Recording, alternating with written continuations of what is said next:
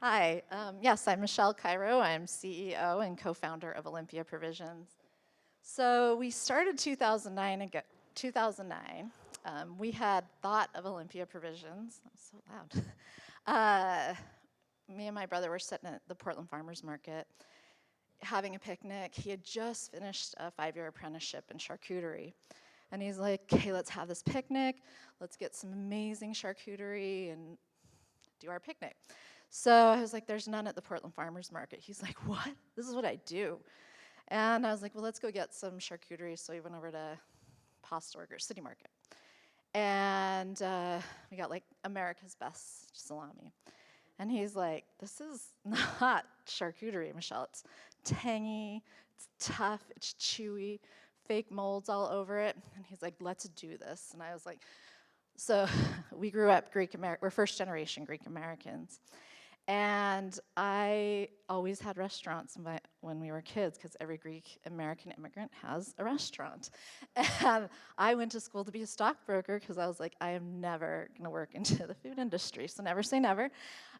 um, and so he was begging me. After a while, I was like, okay, I will help you with the business side. I will give you some money and like set you off, right? And we'll create this cute little restaurant and have this little charcuterie thing. I can bring my corporate America friends with me. I was a CFO at that time. And we'll just do these farmers markets. And so we started out that way. And then I had this brilliant idea of entering us into the Good Food Awards. And the Good Food Awards, I don't know if you guys know it, but it's like the Academy Awards of sustainable, slow foods. And he won every category. So we entered 5 products. We won all 5 categories. And so, like all these old charcuterie companies from everywhere, everyone just thought we were like a giant company. And at this point, we had a 900 square foot meat plant and our small Southeast restaurant. So my brother calls me one day, I'm CFO at a different company, and he's like, okay, Dean and DeLuca just called. They've asked me for a wholesale application. What is that? And I was like, oh God. I was like, well, I will call them back, but we can't fulfill them with 900 square feet. We could barely keep up with our farmers markets. So I was like, okay, well, maybe I'll start looking for another location. So then we found our Northwest Thurman location. And that was 5,000 square feet. 4,000 square foot production in the back, and then we were going to just have a little restaurant. So we outgrew that. Well, actually, right when we started, I was still CFOing at a different company, and I just was like, everything, like, the wheels were falling off the truck. We didn't have really any infrastructure. We really did need to figure out how to do wholesale, all this kind of stuff. So I made the leap to just be like, okay, I can help my family, or I can help, and I'm Greek, so you have to help your family.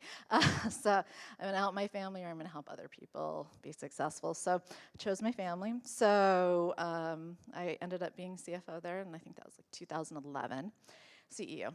And it just took off, so that we learned a lot in that first plant. I just remember, like, we never thought like we'd be shipping in pallets and that kind of stuff, and like all of a sudden we got our first pallet order, and we couldn't even like maneuver it around the plant, so we had to build it on the sidewalk, call Smithy and be like, we need to borrow your forklift, we don't even know how to get this into the truck.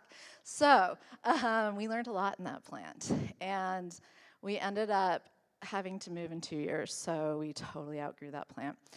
And when I found this time, I was like, I don't want to move every 2 years. This is really disruptive. We have an aged product. Like our salamis sit in an aging room. We build environments. And every time you move, you're worried about, will the natural molds work? Will the airflow be right? All that kind of stuff. So I decided to go big, and we went with 40,000 square feet.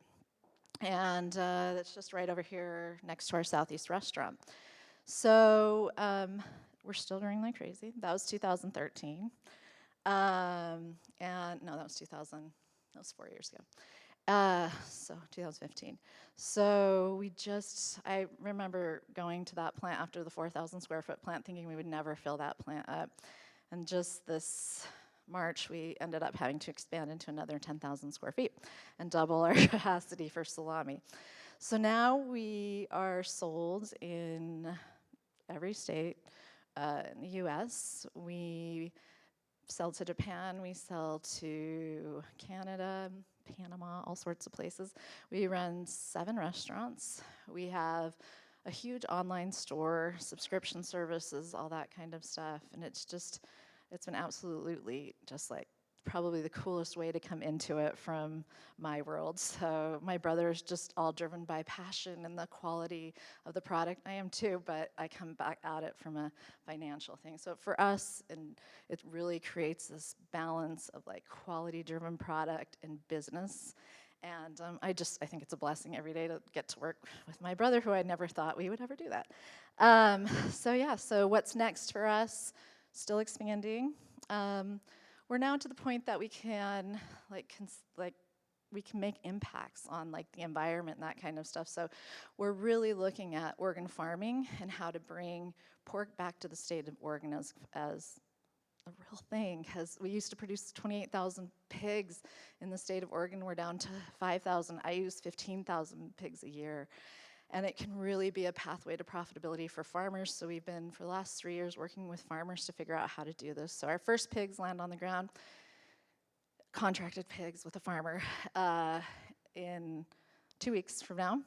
And we're just trying to like do this business model and trying to figure out like, okay, we really want organ farmers to have a great life, so how do we highlight them? So we'll be launching a new product called the Rosette de Oregon. It's a pure Oregon product, all Oregon pork, all Oregon spices, some sea salt, and really just trying to talk about where we're going, because it's our 10-year anniversary, December 1st, and we're just trying to launch that out. One of the things that's really come out of that, we really try to operate with 0 waste in our company. Last year we were less than 1%.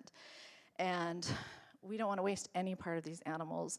And so we haven't been taking whole animals for a while. Now we're going to start do it. So it really made us think like, okay, we have this whole pig now. How do we not waste anything? There's a lot of skin, there's a lot of bones, all that kind of stuff. So we bought the biggest grinder I've ever seen that you can dump an entire carcass in. And we're making a pet treat. So with that, we'll be launching, with that Rosette de Oregon, we're also launching a pet treat. So we will actually have 0 waste in the pet treat's awesome. So yeah, that's what we're working for. And yeah, come visit our restaurants, come see us eat our product, keep supporting us. Thank you.